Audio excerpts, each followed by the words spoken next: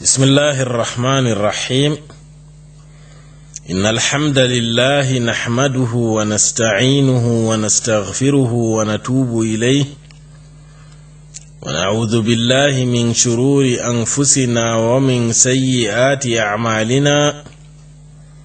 من يهده الله فلا مضل له ومن يضلل فلا هادي له. وأشهد أن لا إله إلا الله وحده لا شريك له وأشهد أن محمدا عبده ورسوله صلى الله عليه وعلى آله وأصحابه وسلم. derɗiraɓe mi hofni onon fuu mon kofgol ngol islama. en getti Allah mo yottini en ha wakkati siriya men bi'eteka annisa'u wal atfal, siriya ko larani haala rewɓe e ɓikkoy. to on ciftori ha darseje men caaliɗe en bolwino ko larani tarbiya diniya imaniya, waɗugo ɓingel ngel anda ko woni diina iga fajira iga law, andina ngel ko larani diina magel fuu, ngam to a yeeɓi ɓingel ha diina a halki ngel. en bolwino bo ko larani tarbiya khuluqiya, wadgo ɓingel anda gikkuji boɗɗi ko nandi bana gongaku, bana munyal, bana adilaku, bana hande ko larani bana semtende, ko nandi bani hebbingo alkawal. irim kuje ɗe hande amana renugo ɗum bo en bolwino kala ko wi'ete gikkuwol bongol fu kadi holle ɗum ɓingel iga ngel pamarel. en bolwino bo to on ciftori ko larani tarbiya jusmaniya, hande larango jamu ɓingel, koltal magel, nyam magel, yar magel, nyawndugo ngel, hande ngel waɗa sport ko nandi e majum. ɗum bo en bolwino ɗum to on ciftori. en darino bo nahiya tarbiya aqliya, hande wadgo ɓingel hakkilo magel ɓesdo e bo hutinira hakkilo man ha ko nafata. ɗo bo en bolwino to on ciftori. en bolwino bo tarbiya nafsiya, to wodi ko ɓingel ɗo waɗa kuje kalluɗe bana ngayandi, baadi, nyore ko nandi e man, itta ɗum ha magel, bana nguyka hande ko nandi e man, jamba, ɗum pat itta ɗum ha nafsu ɓingel, wo'itina ngel. to kadi to on ciftori en nastino ko ha ko wi'eteno tarbiya ijtimaiya. en bolwino hakkunde ɓingel e saaroji mum, ande no wonata, no hani ngel wonda e saaroji magel, ɗum fuu bo rabbo on hollititta ngel ɗum. to kadi ha en jottino, ha en ɗon bolwa tarbiya ijtimaiya man, en jotti ha ko larani haala bandiraɓe on en dari. to kadi se rabbo ɓingel holla ngel haala bandiraɓe magel bo, kanjum bo ɗum ɗo mari ahammiya. se ngel watana bandiraɓe magel hakkilo. Allah ceniɗo wolwi haala bandiraɓe ko ɗuuɗi ha alqur'an, haala leñol. o wi'ata wa ati dhal qurba haqqahu wal miskina wabna sabili wala tubaddir tabdira, ha suratul isra. o wi hokku bandiraɓe haqqe mum, hokku jawmum bandiragu haqqe mum, hokku miskin en, hokku ɓi lawol yahowo jahangal, hande hokku nde tata bo hande waɗu bazzir maako, ta wonno jawdi mere. Allah cendoyi wa'budu llaha wala tushriku bihi shay'an wa bil walidaini ihsanan wa bidhil qurba wal yatama wal masakini wal jari dhil qurba.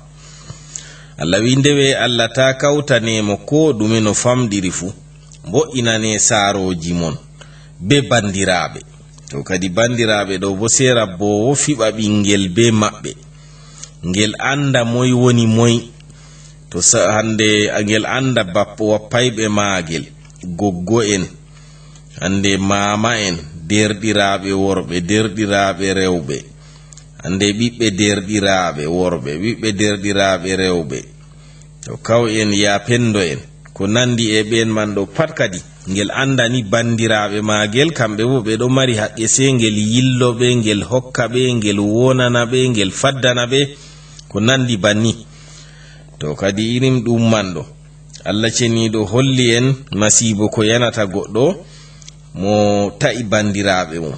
o wi walladina yanquduna ahda allahi min ba'di mithaqihi wa yaqta'una ma amara allahu bihi an yusala wa yufsiduna fil ard ulaika lahumul la'natu wa lahum su'ud dar.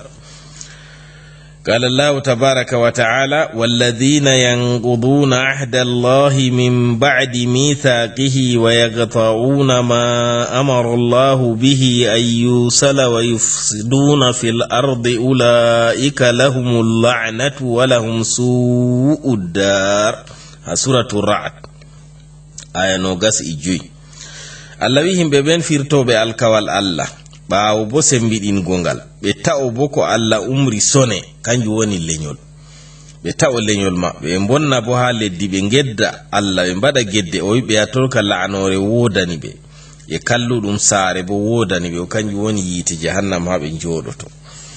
to kadi ɗum man ɗo pat se o holla ɓe nda hallugo majum to ɗum waɗaka bo o yecca ɓe. e nonnoon Allah wi fa hal asaytum in tawallaytum an tufsidu fil ardi wa tuqatti'u arhamakum ulaika alladhina la'anahumullahu fa asammahum wa a'ma absarahum. jangino aya man ha suratu Muhammad. wato ɓiɓɓe adama wonnoɓe ha dow lesdi ɓe ta'o leñol maɓɓe Allah wi kamɓe ka la'anore wodani ɓe. Allah ceniɗo la'ani ɓe. to kadi irim ɗum ɗo pat modi bojo rabbowo ɓikkoy si o hollita ɗum ɓikkoy ɓe anda o holla ɓe be hujjaji sonago leñol ɗo ɗum alama imanako ɗum alama nuɗɗingo Allah be nyalawmare dargal. ngam hadisewol nelaɗo Allah sallallahu alayhi wa sallam wi man kana yu'minu billahi wal yawmil akhir falyukrim dayfahu wa man kana yu'minu billahi wal yawmil akhir falyasil rahimah ومن كان يؤمن بالله واليوم الآخر فليقل خيرا أو ليصمت. to hadisa wol wi'ata en hadisa ngol Bukhari e Muslim wurtini daga to Abu Huraira o yi kala mo nuɗɗini Allah e nyalawmare ragarere pat o teddina koɗo maako. kala mo nuɗɗini Allah e nyalawmare darngal fu o sono leñol maako. haala man en gaddani hadisewol.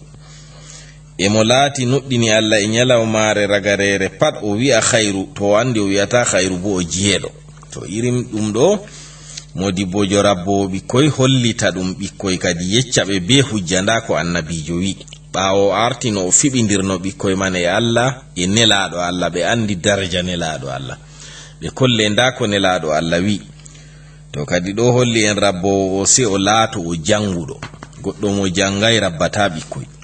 nonno o hollita ɓe sonago leñol ɗo ɗum haɗan hallugo timmode ɗum faddanan ɓi adamajo ha hande mita to suuyi.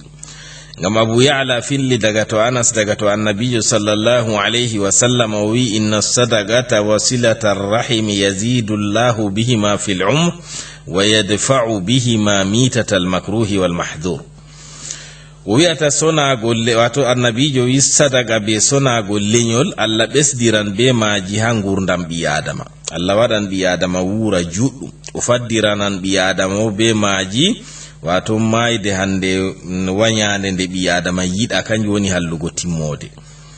to kadi irim ɗum fu modi bojo hollita ɗum ɓikkoy koye paama ɗum iga koye pamaroy. eno no sonago leñol ɗum waɗan himɓe ɓe mara kuje boɗɗe wato hande ɓe mara nyiɓaloji ɓe mara jawle ɓe jooɗo ɓe ngura juɗɗum. ngam hadisewol ngol Tabrani filli e Hakim daga to Abdullah ibn Abbas ɓe mbine laaɗo Allah sallallahu alayhi wa sallam wi Allah ɗo waɗana himɓe ɓe nyiɓa ɓe mara jawle. nane bo ko artino non bo Allah meeɗayno largo ɓe sam ngam waygo ɓe e ko waɗi on o waɗanta ɓe banniɗo. ɓe ƴamine laaɗo Allah o wi ngam dalila sonago maɓɓe leñol. Allah ɗon no wañi ɓe yiɗaɓe sam se ɓaawo man a tawa Allah ceniɗo waɗa ɓe nyiɓa ɓe mara jawle ɓe mara kuje pat ngam dalila ɓeɗo conol leñol. nono modibbojo hollita ɓikkoy koye pamta sonago leñol ɗo waɗan Allah yaafa goɗɗo zunuba mum ande hefana mo zunuba man. Ngam Ibnu Hibban be Hakim filli daga to Abdullah ibn Umar o wi goɗɗo feere wari ha annabijo sallallahu alayhi wa sallama o wi annabijo mi waɗi zunuba makka useni woodi no mi tuubirtana, to mi tuubi Allah jaɓanna. Annabijo wi mo a woodi dadana, o wi kaye. Annabijo wi mo a woodi yapendo kana, o wi o. Annabijo wi mo to wonan yapendo maman Allah ceniɗo yaafete. To holli en silatul rahim ɗo waɗan Allah yaafo goɗɗo. Nono silatul rahim ɗum hoynanan goɗɗo korosuye, ɗum nadan mo aljanna. Ngam Bazzar filli be Tabrani be Hakim daga to Abu Hurayra o wini laado Allah sallallahu alayhi wa sallama wi o wi thalathun man kunna fihi hasabahu Allahu hisaban yasiran wa adkhalahu aljannata bi rahmatihi. Qalu wa ma hiya ya Rasulallah bi abi anta wa ummi? Qala tu'ti man haramak wa tasilu man qata'ak wa ta'fu amman zalamak. Fa idha fa'alta dhalika yudkhiluka Allahu aljanna. O wiyata hadise won ngol elaɗo Allah sallallahu alayhi wa sallam wi kuje tati moɗe ngoni ha mum fu Allah horsitan mo korosuye koyɗo naada mo bo aljanna be hinna e mum. Ɓe mbi ɗum ɗe yanelaɗo Allah am o wiyata a hokka mo ɗawima, a sono mo ta'ima, kanjum woni a yillo goɗɗo mo yillatako ma, nden a yaafo mo toñima. To a waɗi banni Allah naadete aljanna. Haala wigo men watasilu man gaɗaka ɗo a yillo hande mo ta'ima bandiraɓe ma be hande derɗiraɓe ma ɓe islama. To non Bukhari filli daga to Jubair ibn Mut'im o wi o nani laaɗo Allah sallallahu alayhi wa sallam ɗo wiya la yadkhulu aljannata qati'u rahim. O wi laaɗo Allah sallallahu alayhi wa sallam wi mo ta'i leñol mum o nastata aljanna. Goɗɗo mo yeebi leñol mum wudiningol yillatako ngol hunde waɗa hande laatinde masibo, o yata o sinkana ɓe keɓa mo'ere, o yata hande o sewodo be maɓɓe, o yillatako ɓe, o hokkataɓe, o faddantaɓe. Irin oɗo ɗo kanko ɗo o nastata aljanna. Nonnon modibbojo rabbo o hollita ɓikkoy, o holla ɓe sonago leñol ɗo yaran goɗɗo ha darajaji mawɗi masin yande dargal. Ngam Bazzaru filli be Tabrani daga to Ubadatu ibn Samit o wini laaɗo Allah sallallahu alayhi wa sallam wi ala adullukum ala ma yarfa'u Allahu bihi darajat? Qalu na'am ya Rasulallah.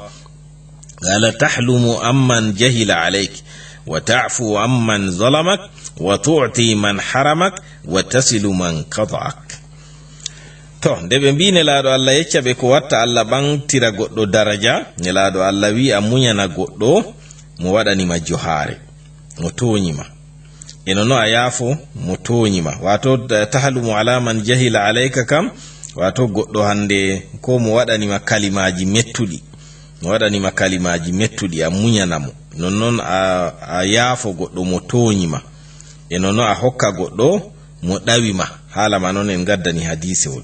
A sono bo haala watasilu man gaɗaka ɗo mi wiyata kadi a hokka mo ɗawima, nden bo a sono mo ta'ima, kanjum woni a yillo mo yillatama. To haala ma noon en gaddani hadisewol, wato a yillo bandiraɓe ma be man Allah ɓangirte daraja. To enon noon ɓawo to o holli to rabbo o holli ɓikkoy haala haqqe bandiraɓe, o arti o holli ɓe haqqe saaroji, o holli ɓe haqqe bandiraɓe be hande none mum fu en bolwino iga derɗiraɓe bappa goggo yapendo kawɓi derɗirawo nini ɓe pat hande o andi de haqqeji maɓɓe. Rabbo wayli to holla ɓikkoy haqqe keddu maɓɓe bo ɓe anda keddu bo ɗo mari haqqe. Ngam Tabrani filli daga to Ka'b ibn Malik o wi goɗɗo feere wari ha annabijo sallallahu alayhi wa sallam o wi ya nelaɗo Allah min kam mi jippi ha fattude wayne en, wato mo ɓuri yam torrugo ha maɓɓe kam mo ɓuri yam ɓadago keddal, mo ɓuri heddugo be am on ɓuri yam toñago. Sey nelaɗo Allah sallallahu alayhi wa sallam neli Abubakri be Umar be Ali ɓe ngari ha julurde. O wi ɓe ngara ha julurde ɓe ndaro ha dammogal maare ɓe ngoyno ɓe mbiya ala inna 40 daran jar wala yadkhulu aljannata man khafa jaruhu bawa'iqa. O wi ɓeɗo sahabo en mawɓe ɓe Abubakri, Umar, Ali ɓe ngara ɓe ndaro ha dammogal julurde ɓe ngoyno ɓe mbiya ci'e 4 ka pat ɗum keddu. Wakkere funama ci'e 4 ɗum heddiɗiraɓe ma. Alima iga mo heddi be ma hayotto sare 4 pat ɗum kedduma haqqe maako ɗon dow ma. Nonno wakkere hirna, nonno woyla, nonnon fombina. On goyno on bi'a banni annabijo wiɓe, nden bo on gecca ɓe kala mo keddumum huli sharru mum pat on ka o nastata aljanna. Hande kedduma ɗo hula sharru ma a torran mo, to an ka a nastata aljanna. Haqqe kedduɗo ha wakkere islama ɗum kuje 4 on ko watante hakkilo. To ɗum ɗeje tata a torra kedduma, nden bo a rena mo, a faddana mo ha to goɗɗo yiɗi mo toñugo, nden bo a huuda be maako be boɗɗum ta a sadnana mo kuudal. E nono to o toñima bo a muña. Kuje ɗe 4 on woni ɗi adama watanta hakkilo ha keddumum. Miɗo fuɗɗita ɗe, ɗum ɗo pat rabbo holla ɗum ɓikkoy. En mbi aran kam tata a torra mo. Ɗiɗaɓol man bo to goɗɗo ɗo toño mo a faddana mo. Tataɓol man a huuda be maako be boɗɗum ta a sadnana mo kuudal. E nonnon to o toñima a muña. To nangtugo torra mum tata torra kedduɗo, kanjuɗo nelaɗo Allah sallallahu alayhi wa sallam famtini en ɗum. Nelaɗo Allah famtini en ɗum, o wi'ata wallahi la yu'min, wallahi la yu'min, wallahi la yu'min. Qila man ya rasulallah? Qala alladhi la ya'manu jaruhu bawa'iqa. Bukhari be Muslim fillingol. Annabijo wi o ka o nuɗɗinayi, o ka o nuɗɗinayi, o ka o nuɗɗinayi hande tati. Ɓe ƴamata saabo en ƴami annabijo ɗum moy on nelaɗo Allah mo nuɗɗinayi o wi mo keddumum hisay sharrumu. Bukhari be Muslim wurtinigol. To kadi ɗum ɗo se keddu, se goɗɗo anda haqqe keddumum ha banniɗo tata torra mo ta toño mo. Ɗum ɗo rabbo hollita ɗum ɓikkoy. To faddango mo hande to goɗɗo ɗo torra mo faddana mo bo, kanjum bo en andi gissa Abu Hanifa no dede no waadino be keddu maako. Woodi derkejo feere ɗon no heddino be Abu Hanifa. Derkejo man ɗo kala nde o warti jemma fu, woɓɓe feere mbiyama o wuykowo. To o warti ɗo o huɗa Abu Hanifa jemma, nden o wara o yima o wi'a adaa'uni wa ayya fatan adaa'u liyawmi karihatin wasidadi thagri. O janga catol ngol banni, o wi'a ɓe ngeebiyam na, ɗum ɓe andi derkejo moy ɓe ngeebina. To o yima kadi banni, o wi'a ande ɓe ngeebi goɗɗo ni, ande mo wallititta ha nyalawmaare wayninde kayre woni nyalawmaare konu, wato mo wallititta nyande konu be hande faddago ngele, wato faddanago himɓe. To o wi'a banni, o yima banni go salo o nasta o keddu Abu Hanifa. Se nyande feere Abu Hanifa fototiri se nani dogari en nangi mo, ɓe kaɓɓi mo ɓe jaari ha laamiɗo. Se Abu Hanifa nde jemma waɗi nanay sautu maako, o wartai o yimi gimol go. Se Abu Hanifa anditi kadi woodi ko waɗi. Se ƴami habar maako fajira, ɓe mbiyata ɓe nangi mo ɓe jaari ha laamiɗo Isa ibn Musa. Se Abu Hanifa wa'i dilli ha laamiɗo go, yehi o ɗaɓɓitiri laamiɗo useni yofana mo keddu maako. Se laamiɗo yofi mo wakkati man ɗon. Nde derkejo go wurti, se Abu Hanifa ewni mo, sofndi mo, wi'ata mo yo min ngeebi ma kadina ya derkejo am, jonta ɗo min ngeebi mana nde ɓe nangi ma ɗo. Derkejo go wi kay on ngeebayyam. To walakin a wo'inaniyam, ande an bo Allah ceniɗo wo'inane mbar jaari ma.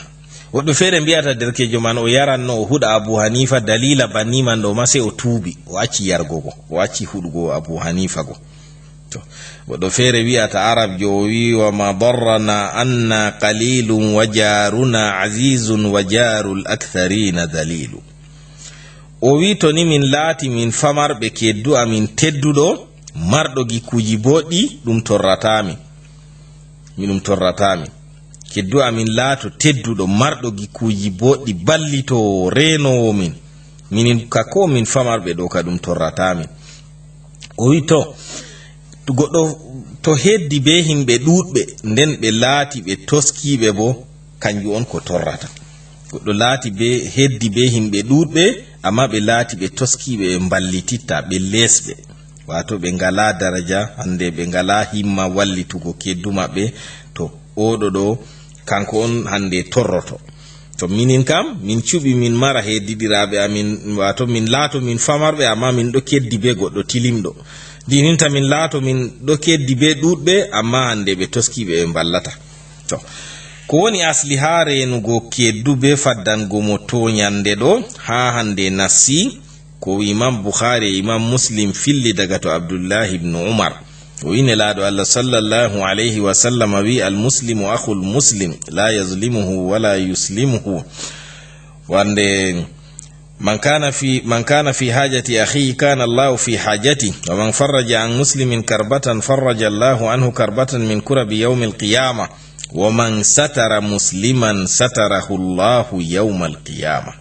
Hala hadise on gol woni asli ha man kadi hadisol man o wi jullo ka ɗum derɗu jullo o toñatako mo bustatamo wala yuslimuhu ɗo bustatamo o wimo laati ha haaje derɗum Allah latantomo ha haaje mako to a humtani derɗa jullo haaje mum an bo Allah humtante haaje ma to a huncani jullo mettam ɓeram mako an bo Allah huncante mettam ɓeram ha nder mettam ɓeram jiñande dargal to a suuri jullo an bo Allah suurete ko moy suuri jullo Allah suran ɗum nyande dargal to haala wigo ko moy suuri jullo Allah suran mo ɗo ko won surugo ɗo a yi'a hande ayibe a faddanamo ɗum a yi'a hunde torrore ɗo wara a wara a faddanamo ko bo waɗa hande hunde ayibe nden hande a nyukkina a yeccata himɓe to ɗum laari dede ko a hollitamo ma a hollitamo an amma ta yeccu yimɓe to wato ɗum man ɗo hande kanjum woni asli ha hollugo ɓi adamajo faddano keddumu ma o ɓillama a ɓillitamo ko nandi banni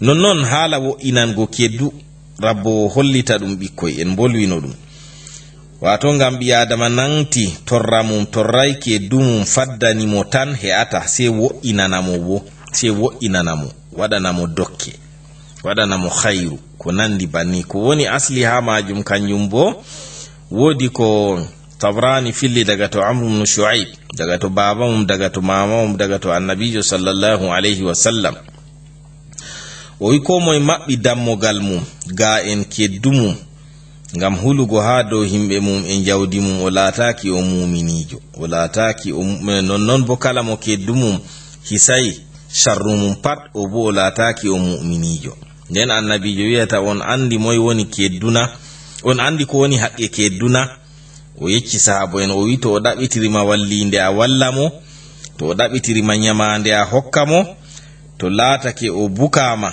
hande a ɓillita mo e to laatake o nyawi a hofna mo to o heɓi hayru a yaha a waɗa a seyna mo to masibo memi mo a yaha a hofna mo to o maayi a tokko janaiza mako tata a waɗa mahol ma towa ha dow wirnana mo hendu sina be dungayere mako ta a torrira mo be urengol fayande ma illa to a nokkanan mo to a soodi furwi a waddani ɓikkoy ma a yeeda mo to a andi a yeedatamo moma a nastina ɗum be sirri kadi tata ɓikkoy ma ngurtodo be man jaha kolla ɗum ɓikkoy maako hande ɓerninakoy to en andi ha goɗɗo momo nastida be man bo ɗo ka ɗum semtina ɗum gikkuwol julɗo to nden ka se a yeedamo kadi nelaɗo Allah sallallahu alayhi wa sallama o limti teddingo keddu wo'inango kedduɗo ha nder gikkuji imanako o wi man kana yu'minu billahi wal yawmil akhir falyukrim jara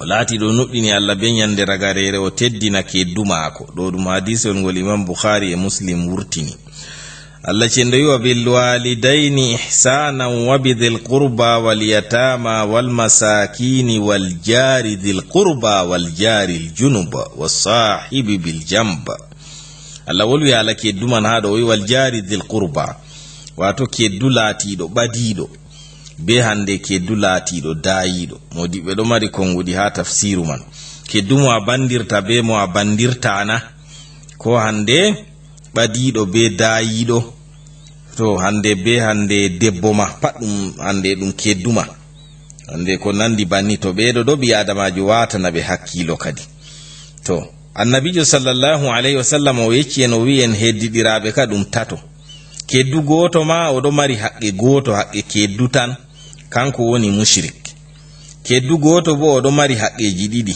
kanko woni muslim keddu goto bo oɗo mari haqqeji tati kanko woni laatiɗo muslim nden bo hande o bandirawo nden bo o kedduma o ka oɗo mari haqqeji tati.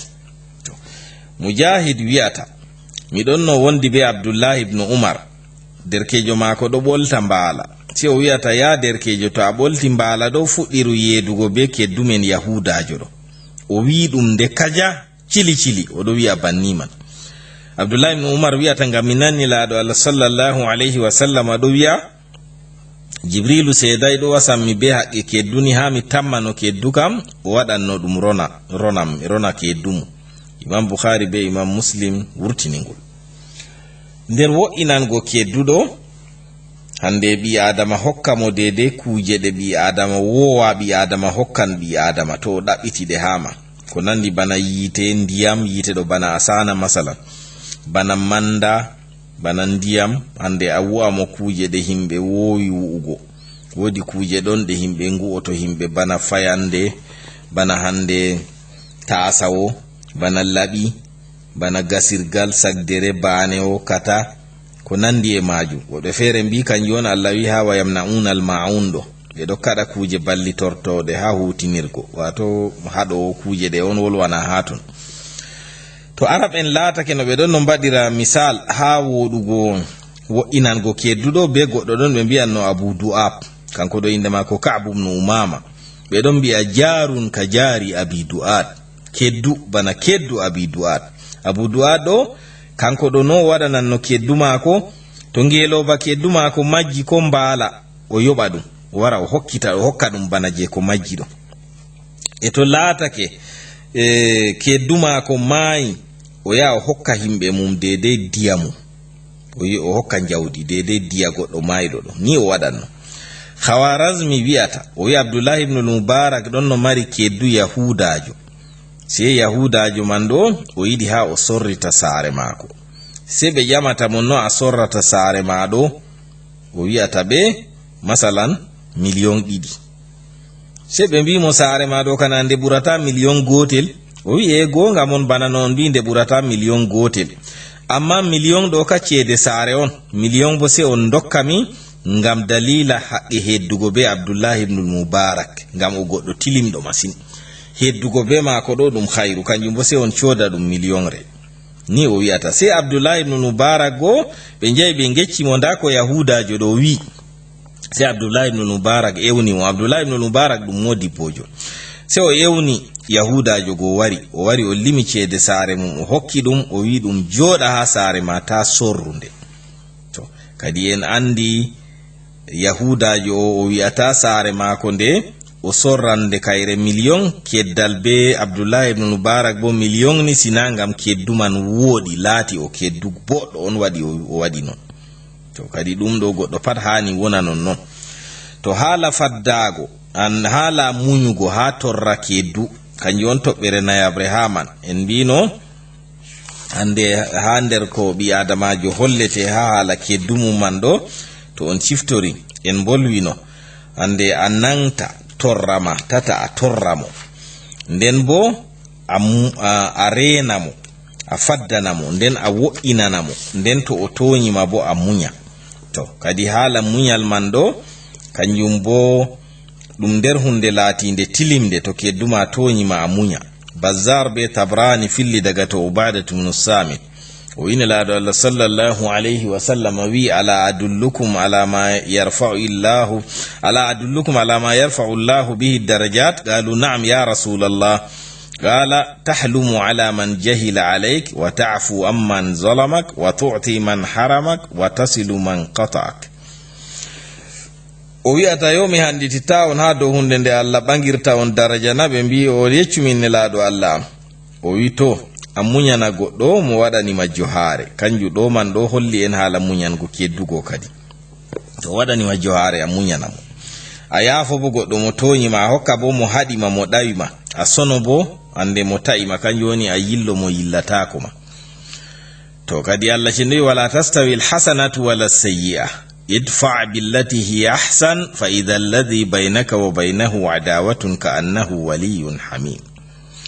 Boɗɗum be kalluɗum fotata, to goɗɗo waɗanima kalluɗum waɗanmo an ko ɓuri woɗugo, a husitira ha mako be ko ɓuri woɗugo. Ɗon ni a tawan konnejo ma warti giɗo ma, warti sobajo ma ɓaddinaɗo.